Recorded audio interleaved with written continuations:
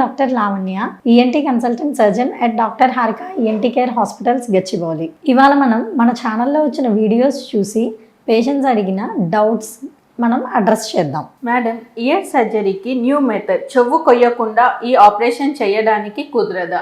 కొంచెం చెప్పండి. చెవి కోయకుండా ఇయర్ సర్జరీ చేయొచ్చండి. దాన్ని మనం ఎండోస్కోపిక్ సర్జరీ అంటాము. ఎండోస్కోప్ ద్వారా మనం ఇయర్ వెనకాల ఇన్సిషన్ ఇవ్వకుండా ఆపరేషన్ చేయొచ్చు. కానీ ఇది అందరిలో సాధ్యం కాదు.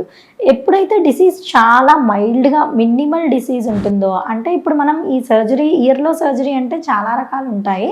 అందులో మనం ఇప్పుడు ఇయర్ డ్రమ్ హోల్కి చేసే సర్జరీ అనుకోండి, మీకు రీసెంట్గా ఇయర్ ఇన్ఫెక్షన్స్ ఏం రాలేదు, ఒక పాస్ట్ 3 to 6 months నుంచి ఇయర్ డ్రైగా ఉంది అండ్ మిడిల్ ఇయర్ అంటాము, అంటే మిడిల్ ఇయర్ హెల్దీగా ఉంది అండ్ హియరింగ్ లాస్ చాలా తక్కువ పర్సంటేజ్ ఆఫ్ హియరింగ్ లాస్ ఉంది అన్నప్పుడు you can go for endoscopic మైరింగోప్లాస్టీ.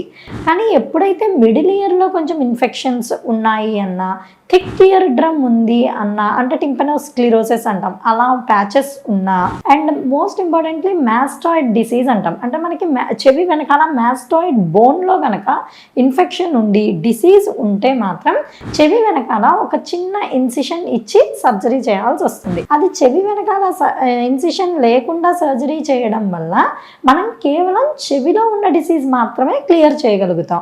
ఈ మాస్టాయిడ్లో ఏదైతే ఉందో అది క్లియర్ అవ్వదు.